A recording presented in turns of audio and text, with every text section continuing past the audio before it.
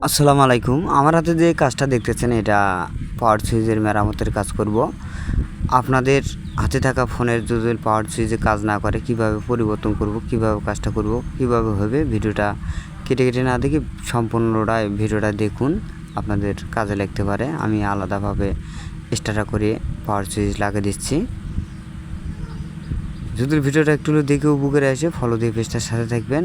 আমি কাজ করতেছি, ভিডিওটার সাথে থাকুন।